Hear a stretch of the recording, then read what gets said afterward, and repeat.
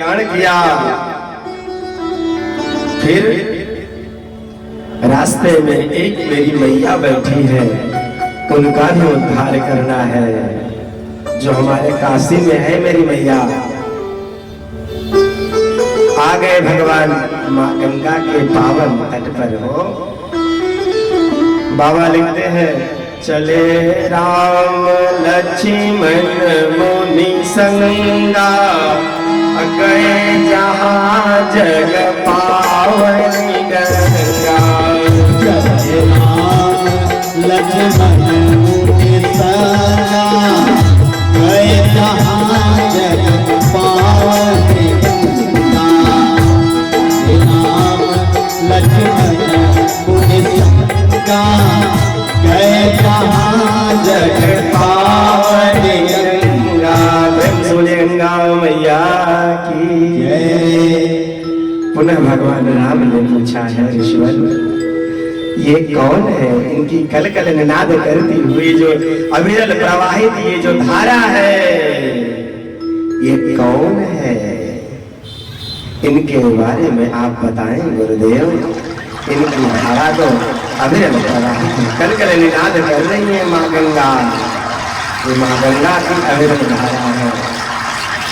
गुरुदेव ने बताया, हे राम, तुम्हारे वंशज के द्वारा भगीरथ जी के द्वारा लाई गई इस कलिकाल धरा पर यही पावनी गंगा है, जो संपूर्ण जनमानस का कल्याण करती है। माँ गंगा, यहाँ पर भेदभाव नहीं है, जाति पाति नहीं है, संपूर्ण जीवों का कल्याण करती है माँ गंगा। ऐसे कुल परंपरा से है मेरे राम हो।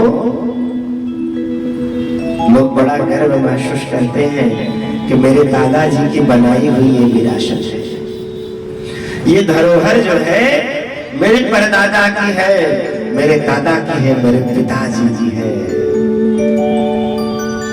चिंतन करना, जब राम को पता चला कि मेरे पिता के पिता के पिता के द्वारा आई हुई ये माँ गंगा है, जगत का कल्याण कर रही है। राजा दिलीप के पुत्र रघु के सगर के अज के दशरथ।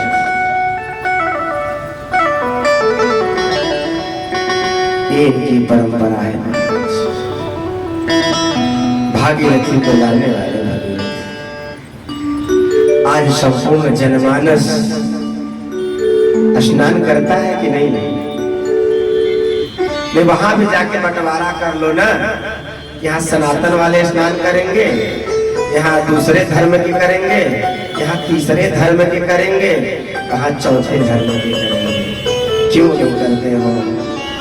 या तो तुम मानते ही नहीं माँ गंगा है, क्यों जाते हो मेरी माँ में स्नान करने?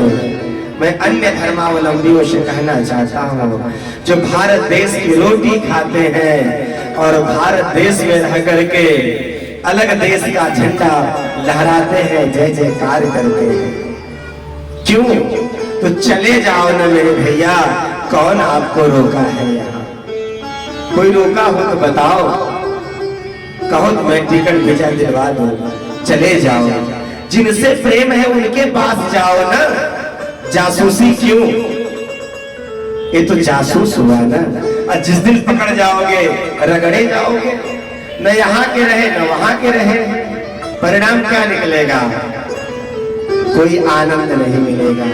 या तो भारत के हो तो भारतीय बन के रहो, वैदेशिक हो तो विदेश चले जाओ, आने जाने में कोई असुविधा नहीं है। लेकिन जहां हो, जिस अन्न को खा रहे हो उसका गुणगान अवश्य करो। देहात की बातें हैं महाराज। लोग कहते हैं कि जिस पत्तल में खाते हो उसी पत्तल में छेद करते हो, दोबारा नहीं खाना है। क्यों? जिस अन्न को, जिस दाल को, जिस रोटी को, जिस पकवान को हम पाते हैं महाराज, आप भी पाते हो ना। हम गौ माता के दूध का पान करते हैं, कुत्ते का दूध पियो ना। बैल का दूध पियो, क्यों पीते हो? मेरे माँ का दूध पीते हो, मेरे गौ माता का दूध पीते हो ना, और अपमान भी उन्हीं का करते हो, हत्या भी उन्हीं की करते हो। अरे नादानो समझ जाओ, इसका मतलब ये है तुम देश के सबसे बड़े नमक हराम व्यक्ति हो। कथा मंच से कहने का शब्द नहीं है महाराज, परंतु ये मेरी पीड़ा है, संपूर्ण जनमानस में जानी चाहिए, उन नादानों को समझना चाहिए कि जिसका खा रहे हो उसके साथ तो अत्याचार ना करो। अत्याचार करना है उसके लिए स्थान बनाया गया है, चले जाओ ना, जाओ, तुम्हें अत्याचार करना है हमारे देश पर चले जाओ, सीमाओं पर खड़े रहो, करो जितना अपने ताकत का प्रयोग करना है। हमारे भारत के लाल इस अपार ठंडी में भोजन नहीं करते हो, दवा लेकर के सप्ताह बीत गया कि महीना बीत गया, अन्न जल से भेंट नहीं होता, हमारे देश की रक्षा करते हैं। ये है हमारे भारत देश के नौजवान, और धन्यवाद उन माताओं को जो ऐसे वीर महापुरुषों को जन्म दिया माताओं ने। ये भी भारत देश के ही सपूत है ना,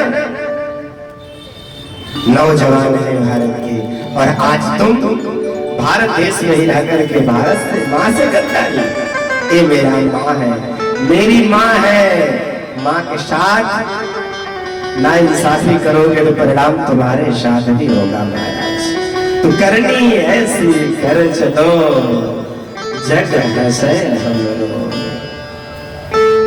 कबीरदास जी कहते हैं कि कबीरा जब तुम पैदा हुए जग हंसे हमरो,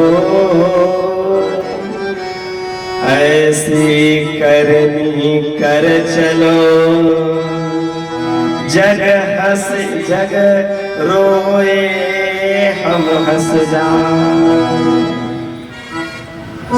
जब मेरा जन्म होता है मैं रोता हूँ, संसार के लोग उत्सव मनाते हैं, लेकिन जब यह शरीर जाता है, अच्छा कर्म करते हो लोग रोते हैं, नहीं तो धिक्कारते हैं, धरती का भार था चला गया, बहुत अच्छा हुआ, जल्दी जाना चाहिए था। न जाने कितने माताओं की गोदी को सुन कर दिया, कितने माताओं को विधवा बना दिया, न जाने कितने भाइयों का धन लूट लिया, इसको और जल्दी जाना चाहिए था। तुम तो चले गए ना, किसके लिए लूटा था आपने, किसके लिए अपनी अपार संपदा बनाई थी, जो आपका अंतिम दर्शन भी लोग ना कर सके, इसीलिए कि पत्नी भी अंतिम दर्शन नहीं कर पाती, पुत्र भी नहीं कर पाता, समाज के लोगों का हाथ कांपता है कि ऐसे निष्कलंक व्यक्ति के सामने यदि मैं जाऊंगा कहीं मैं न पकड़ जाऊं कि मैं भी इस आबकारी के साथ था। ऐसा धन किस काम का महाराज, धन ऐसा कमाओ जिससे सतमार्ग की प्राप्ति हो, भगवान की शरणागति हो, राम कथा को सुनो। जो आज राम भगवान के कुल की मर्यादा है, भगवान राम ने गंगा में स्नान किया और प्रणाम किया, पूजन किया, तर्पण किया अपने पूर्वजों को और आशीर्वाद की कामना की। भगवान राम नैया में बैठ गए हैं।